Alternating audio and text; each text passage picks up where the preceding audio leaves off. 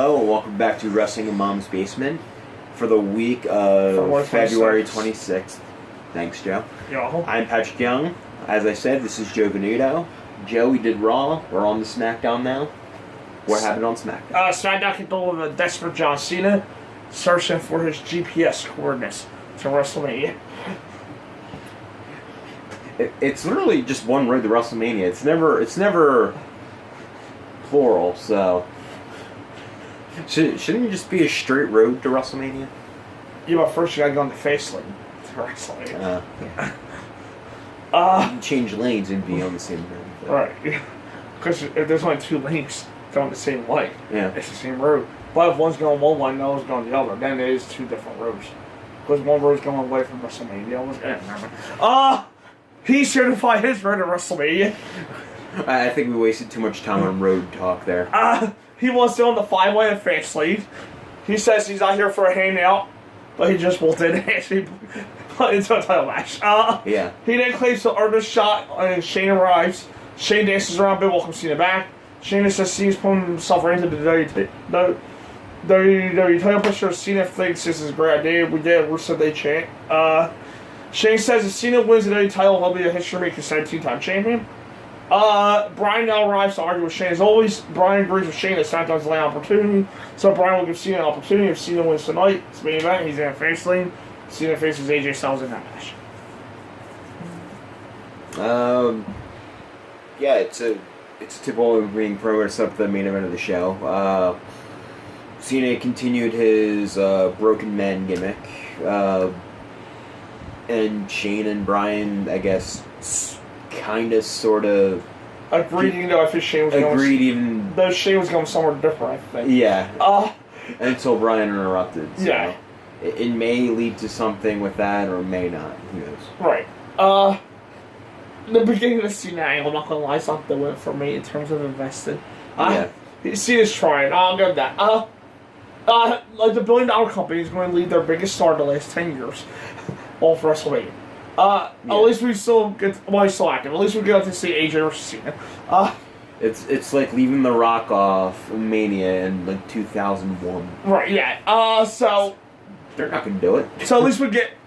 Well, leaving The Rock off in 2003. Yeah. At least we get AJ versus Cena match out of the beginning of this build-up for Cena. Which, depending on how things go, that could be a good match, I'm not sure. Depending on what kind of chemistry you have.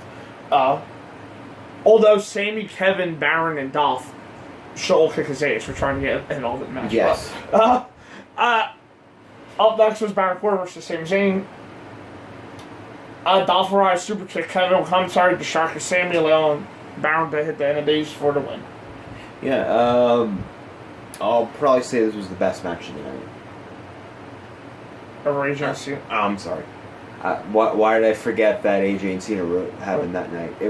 This wasn't the best match of the night. It was probably the second best match of the night.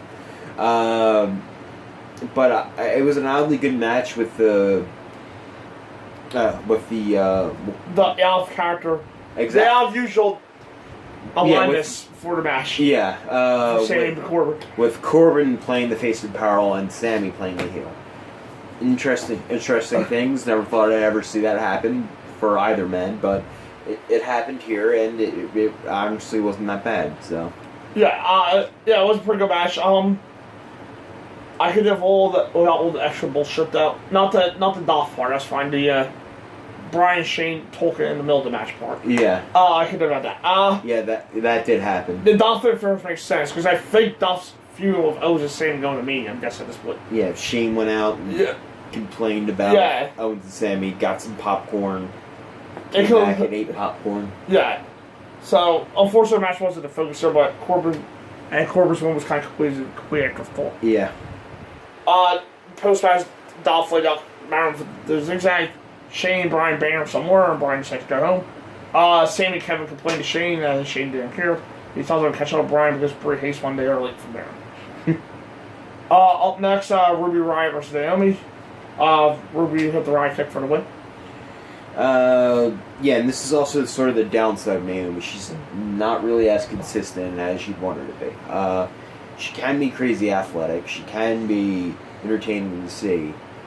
but there's also other times where she's not solid. Yeah, and this was unfortunately one of those times.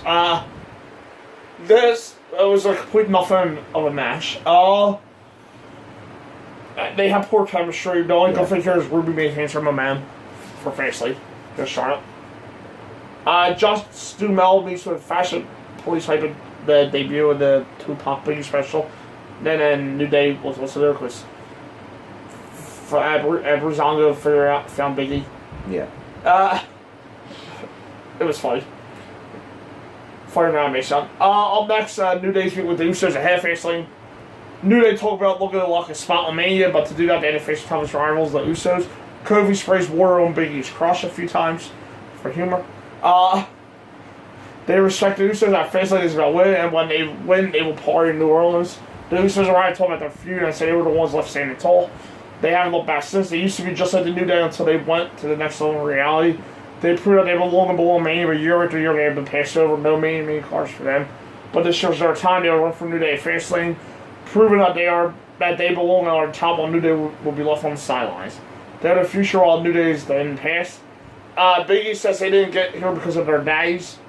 They took what they want, set the one, and set records at Fastlane. They become 5-time tag champions. The Bludgeon Brothers arrive, and then Usos and New Day deal. The first half of this promo with just the New Day by themselves, it was kind of flat, to be honest. It's not the New Day quality that you would expect. And it seems like it's happening a lot more. It may be just because their act's starting to wear out. However, when the Usos came in and talked about them trying to go to Mania, I felt the promo really picked up. Yeah. And then when Big E fired back, I thought, like, hey, this is the attitude I'm going to see. And I guess we should always be reminded of the threat that looms over them at Mania when they get past Fastlane. Which other team was the championship? Yeah, I like that all 5 of them are selling scared of the Bludgeon Brothers. Yeah. Because the gimmick could be cheesy if it's not sold right. Yeah. Still better than Bray at this point. I think. Yeah. It was really good stuff with Usos New Day though, and set the tone well for Fastlane and make care about their match. Shane meets with Rusev in English. Shane says English will face Nakamura tonight. Rude cuts a promo on his Fastlane match with Orton, praises him and takes a shot at Orton's ranking on the side of the top 10. Orton arrives and says he doesn't care about the top 10. He's not the only one. I don't think they care about the top 10, that's to be honest. I say he's not the only one, and that is all about winning one title that he's ever held, the US title. It's like the one thing they've actually used the top 10 list for. And the guy that they're trying to knock it for doesn't care. Yeah. Which I believe he actually doesn't care, character-wise and personally-wise. I don't think Randy Orton gives a shit about the top 10 list. English signs his own introduction to the Chance of Rusev Day. Next Shinsuke Nakamura versus the English. Knee strikes to Sasha followed, and that was that. Yeah. I guess my only remark from the match would be, what the hell is Nakamura doing at Fastlane? Because right now it's nothing. I guess they sell something on Rusev this week. I'm guessing. Yeah, maybe. Yeah, it was an okay match with a lively crowd. It's nice for Rodol to remember that Nakamura won the Royal Rumble. I mean, yeah. I just want to keep him off the show, but this is his first time inside the arena since Philly. Yeah. In front of a live crowd. Yeah, because the week after, he just walked up to AJ backstage and went, I'm going to beat you at WrestleMania. Then the week after that, he wasn't mentioned at all. Yeah. Then the week after, last week was a video package. This week, he was back in the ring. It was nice to remember that he won the Rumble. Actually, it was nice to remember he was on the roster. But I'm only going to say, with all due respect to English matches, okay, but Nakamura probably shouldn't be going 50-50. No. Living in English right now. No. He shouldn't be. This is why I kissed to see him be added to the match. Because they're worried about Nakamura's mic skills. I guess AJ. I kissed to see me added for that reason. Yeah. Or they're probably regretting letting Nakamura win the Rumble. Knowing them. I'll tell you, Nakamura's not winning this match. I don't think at this point. Nah, I can easily see. It's AJ or Cena's. I can easily see the main world title switching. Yeah. Because I have a feeling. Oh, you can see AJ and Roman switching brands? Yeah. I have that feeling. Though Nakamura is the one being rumored, I don't. I think this one's AJ on the roll. At this point, yeah. So, I do agree with you there. But I won't be surprised to see it at it just for the fact for the build-up. They probably won't know how AJ is going to be able to handle Nakamura. How they'll be able to handle Nakamura with AJ. Because I would think about the point of heel going into the match should be face would be the heel. But I think they're thinking the fans won't boo AJ at this point. The fans will be behind AJ more than Nakamura at this point. Yeah, but you don't need the match to be face or heel. They don't, but you know how they book. Like, one of the faces always act more cockier. Oh, yeah. You go into that, yeah. But, yeah, but you don't really need... The thing is, I don't... You can have a few... I don't think they're all high as Nakamura as they're making it seem. I think this is the match to give the fans what they want. They're higher on AJ. Yeah. Nakamura's losing this match, I'm sure of that, at this point. If he wins, this is a month, maybe like a 2-3 month reign, probably. Yeah. It's over by SummerSlam at the latest. Yeah, but you don't for this match you don't need to have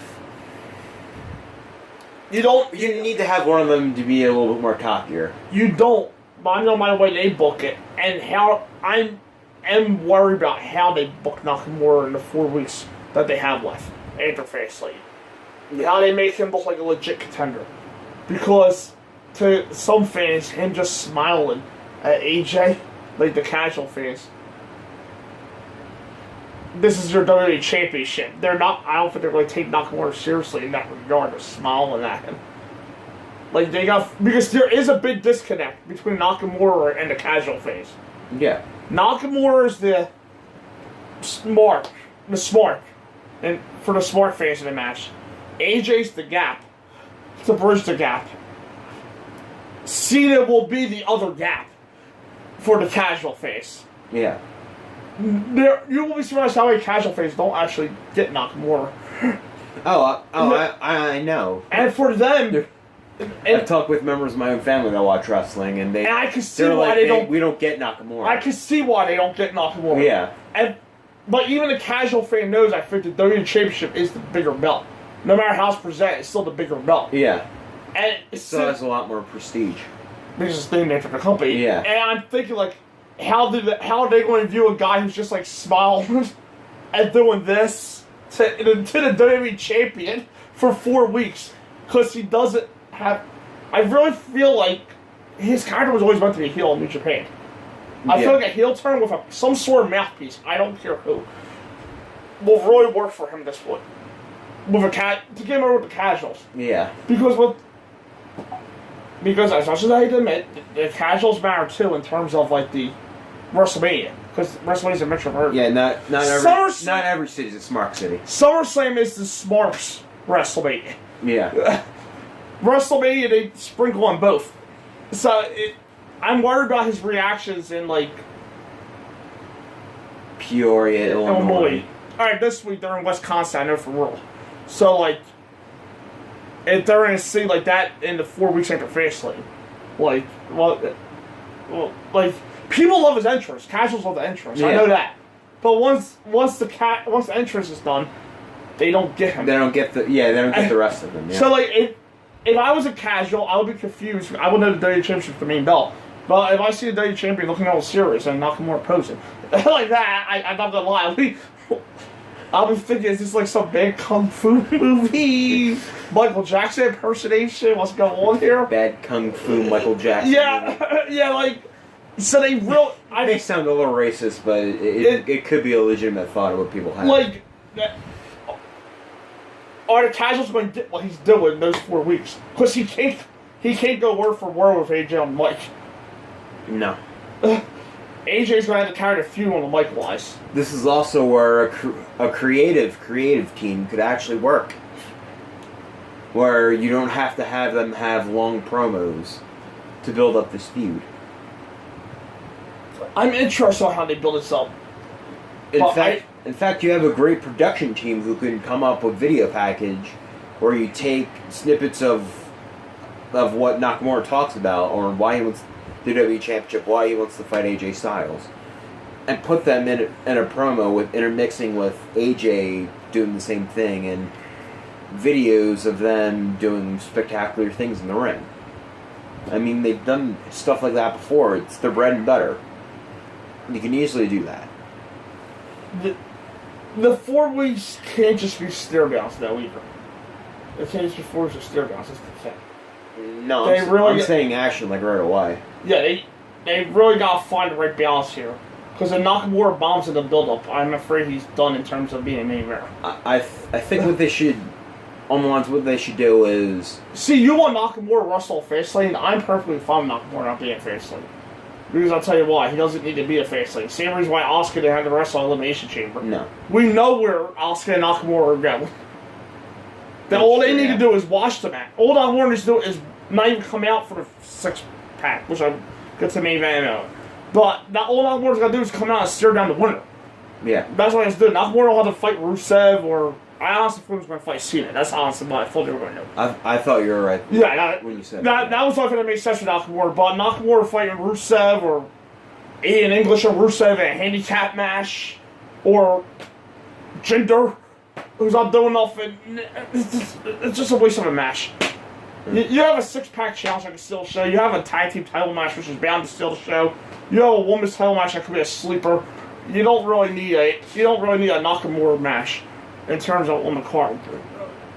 You can just watch or stare down the person. We know where Nakamura's going. There's the problem with these pay-per-views. These 2 pay-per-views, they just want to get by them and don't have them. If you just want to get by them, don't have them. It's that simple. Yeah. Oh yeah. When I first saw it together, Nakamura for 1 week. What's that going to accomplish? It's just going to hurt the person. Though I was a little worried now. He was getting not mixed reactions, but he wasn't getting full on chance either during this match. Rusev was too. Yeah. That was a little concerning. I know how popular Rusev is, but this is your Royal Rumble winner. So that should be a sign you gotta fix stuff in the next 5 weeks. Yeah. My ending thoughts are, I think with AJ and Nakamura, they should go for more of a Rock and Austin type thing from WrestleMania 17. I thought they should sit down interviews with them. Yes, sit down interviews were included in that. Yeah, like JR did with Austin Rock in the locker room. Have like Corey or Tom or Byron, not him. Corey or Tom interview them at personal one another, nice stuff like that. Or even promos where Austin and Rock, they're like promos where they're standing this close to each other and about ready to beat the crap out of each other. Right, yeah. And then they would start singing Margaritaville. But I wouldn't do that with Nakamura and AJ. Right. Because they might not be able to pull that off, but you can at least do something a bit more. Nakamura can. At least a bit more of a respect thing. Right, yeah. You don't have to go wasted away again, Margaritaville. Yeah. Because I don't think Nakamura knows Margaritaville. Yeah. So. Well, anyway. It's an easy match to build on, but. Yes. It's the way they go about. Otherwise you're going to get a one-sided build-up from AJ with a great match for WrestleMania. Yeah. Main event, the AJ Styles with John Cena. See AJ Cena a K Crusher. Cena put the AA, got him in the AA out of K Crusher, staring at the Mania sign while he was doing it, and got him into AA and won the match. Need we say more? It's AJ Styles versus John Cena. Go watch it. Yeah. This was the match of the night for SmackDown. Clearly. Not Baron Corbin versus Sami Zayn. Just want to underline that. Now, in terms of storyline, I'm not a fan of adding another person to the Face-Lane main event. But in terms of making me question the Face-Lane main event now, Cena's the right person to add to that, so. Yeah. But I know in the back of my mind, the record breaker is not winning the belt at Face-Lane. No. Sorry. That's not happening. Yeah, so, So the match is still predictable, but at least we see that makes people question. Obviously it was a very good main event. And one of the few standout things on the show. Yes. The two worked very well with each other. If you didn't know. And it was far from their usual classics, but it was still very good and enjoyable. Yeah. And then all the face like I was Sammy distracted. Corbin jumped Cena and AJ. Then Dolph came out, took out all three of them, and then started hugging AJ, and then he jumped AJ, and then Cena AA'd him to stand tall. I wonder if they're going to do the typical... I say we get a 6-man tag. Yes, Actually. holla, holla, holla.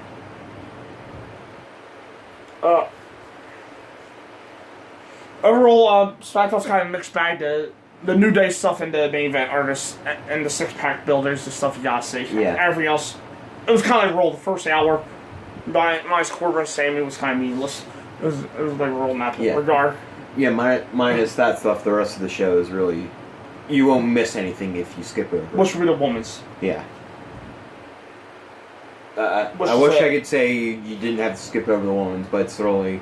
Naomi. The match wasn't that strong, and... Yeah. And that's not really all expiring stuff creatively from the woman. The only comment I got, it was a 1-on-1 match. I could have easily forgotten that it could have actually been a 6-woman tag. The main stuff was the tag team match. I mean, the tag team build up into AJ Cena event. Yeah. Up next to 205 Live and NXT reviews.